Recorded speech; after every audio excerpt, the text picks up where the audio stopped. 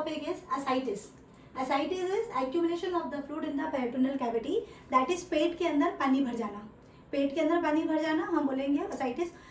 Reason क्या हो सकते हैं? Reason might be intestinal TB, पेट की टीबी, ट्यूबरक्लोसिस जब होगा तो इन्फ्लेमेटरी फ्लूइड पेट में भरता है.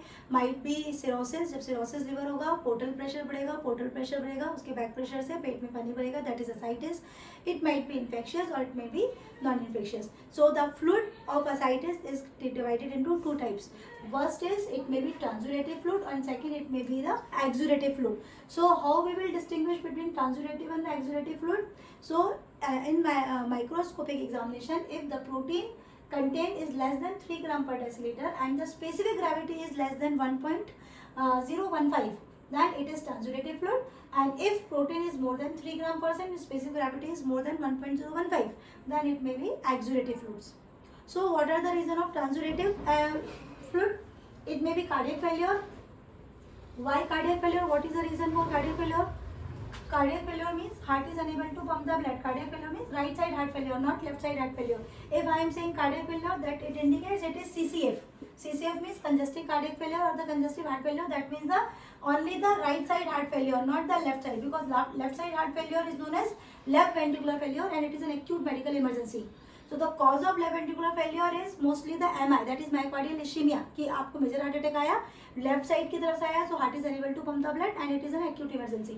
Right side heart failure is mostly related with the lungs, because यहाँ का फ्लूइड कहाँ जाएगा? यहाँ का लंग्स में जाएगा. Suppose if I am having asthma, मुझे बहुत लाइफ लॉन्ग क्रॉनिक अस्थमा है जो कि अनकंट्रोलेबल है, गांव के लोग हैं, ट्रीटमेंट नहीं ले पाते, ट्रीटमेंट मिल नहीं पाता है, या सीओपीडी का पेशेंट है, क्रॉनिक ऑब्स्ट्रक्टिव पल्मोनरी डिजीज, आपने क्रॉनिक स्मोकिंग करते करते अपने लंग्स को डैमेज कर लिया है. So for that reason if lungs is damage, तो ये जो फ्लूइड पल्मोनरी के थ्रू आपका लंग्स में आता है and because the lungs are damage, क्या होगा? ये फ्लूइड के बैक प्रेशर से वापस हार्ट में जाएगा, हार्ट का बैक प्रेशर आपका राइट एट्रियम में जाएगा एंड इसके बाद यहाँ से जो ब्लड सुपीरियर वीना कैवा और इन्फीरियर वीना कैवा से हार्ट के अंदर आता है, इसका बैक प्रेशर वापस उल्टा जाएगा. तो अल्टीमेटली क्या होगा? इस बैक प्रेशर से यहाँ से अब आप नीचे जब जाएगा तो पूरे लोअर लिम्ब एडिमा स्टार्ट हो जाता है. सो ये जब क्रॉनिक मतलब कंडीशन जब वर्स्ट होती चली जाती है, then it will cause ascites. Differential diagnosis. So what are the differential diagnosis? First is the cirrhosis of liver, most common cause of the ascites. And if it is cirrhosis, then the first is sign of liver failure is present. It might be flapping tremor मिलेगा, gynecomastia मिल सकता है, loss of libido and other things. Second is sign of portal hypertension. अगर आप बहुत detail history लेंगे तो कहीं ना कहीं पेशेंट को मेलिना, हेमेटोमेसिस ये वाली हिस्ट्री रहेगी. But in this case, the ascitic plate is transurative in nature. Second is TB peritonitis. TB peritonitis means पेट में इंटेस्टाइन में टीबी होना. इन केस में tender doughy abdomen, that word doughy it is important in case of TB peritonitis. Doughy means जैसे आटा जब मार लेते हैं रोटी के लिए, that consistency is known as doughy abdomen. So in case of TB peritonitis tender रहेगा, डोई एब्डोमेन मिलेगा, but ascitic fluid is exudative in nature because it is infective. Third, if it is malignant peritonitis, then there is history of weight loss, सबसे most common रहेगा, and on the pleural tapping, malignant cells present. हाइपरइस्टोनिज्म के कारण क्या होगा? Ectopic endometriosis, that is endometrium body के uterus के बाहर आएगी, दैट इज फेलोपियन ट्यूब्स के ऊपर आएगी, ओवरीज के ऊपर आएगी, ब्लैडर वॉल के ऊपर जाएगी, वहां से रेक्टम के पीछे जाएगी. So that condition is known as endometriosis और उस कंडीशन में आपको जो ascites होगा that is exudative. Next is stroma ovarii. Stroma ovarii is the condition of the ovary, non-neoplastic enlargement of the ovary. So these are the reasons where ascites occurs and it is a exudative in nature. Now the clinical picture, how the patient presents with you. पेट में पानी भरेगा, obviously generalized distension of the abdomen, that is पेट बढ़ेगा, आपका पेट बढ़ेगा. अगर मैं आपसे पूछूं तो what are the differential diagnosis of generalized distension of the abdomen, कि अगर किसी का पेट बढ़ रहा है तो आपके दिमाग में क्या क्या जाएगा? तो फर्स्ट इज फ्लूइड, पेट में पानी भर सकता है. फैट, आपकी चर्बी हो सकती है, दैट मीन्स आप मोटे हो रहे हो. फ्लैटस, दैट मीन्स आपके पेट में गैस भरी हुई है, जिनको कॉन्स्टिपेशन की प्रॉब्लम होती है उनको गैस पास नहीं हो पाती, दैट विल फ्लैटस, पेट आपका बड़ा हुआ लगेगा. फीटस, अगर आपकी प्रेगनेंसी है तो प्रेगनेंसी में आपका पेट बढ़ेगा. देन आपका next is fluid and full bladder. अगर आपका ब्लैडर फुल होगा तो it will reach up to the umbilicus, तो ये भी आपका डिस्टेंशन ऑफ यूट्रस बताएगा. So the differential diagnosis of distension of uterus are these Fs. These are known as F: fluid, flatus, feces, full bladder, etc. So first and important is generalized distension of abdomen followed by pain in abdomen and घबराहट after taking the meal. जैसे ही patient खाना लेगा पेट और तन जाएगा, उसको और घबराहट बेचैनी होना स्टार्ट हो जाएगी and patient is unable to take the meals. ठीक है, धीरे धीरे डिस्टेंशन बढ़ता चला जाएगा, डायफ्राम पुश होगा, पेशेंट को सांस लेने में दिक्कत आएगी, दैट इज डिस्निया. चाहे और specially in the night time जब हम रात में लेटने लगते हैं तो डायफ्राम और ज़्यादा पुश होगा, लंग्स कंप्रेस्ड होंगे एंड पेशेंट बिकम्स डिस्निक और उठ के बैठ जाएगा. सो जैसे जैसे असाइटिस बढ़ता चला जाएगा आपके सिम्टम्स बढ़ते जाएंगे. फर्स्ट स्टार्ट होगा डिस्टेंशन ऑफ द एब्डोमेन से, पेट तनेगा, पेट फूलेगा, घबराहट होगी, खाना खाने के बाद थोड़ा सा बेचैनी बढ़ेगी, फुलनेस लगेगा एब्डोमेन में, धीरे धीरे आपकी खाना की डाइट कम होती चली जाएगी, डिक्रीज एपेटाइट, उसके कारण आपको वीकनेस बढ़ती चली जाएगी. फॉलोड बाय जैसे जैसे पानी बढ़ेगा डायफ्राम पुश होगा एंड डिस्निया स्टार्ट हो जाएगा.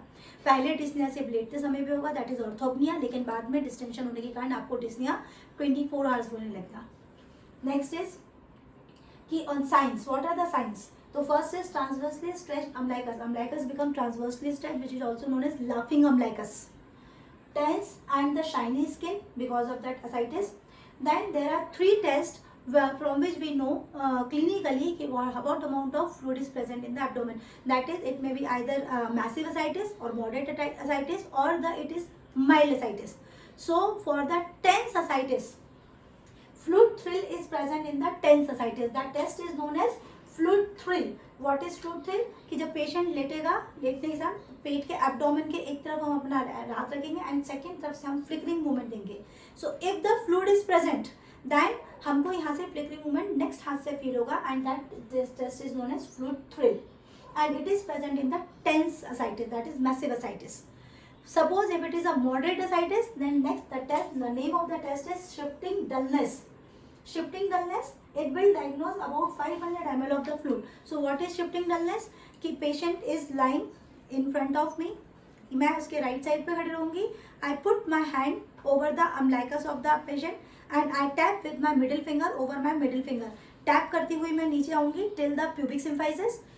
Wait for some seconds and then ask the patient to shift towards my side. Wait for further seconds and then again tap it at the same position. Now this change in voice indicates कि that fluid becomes shifted.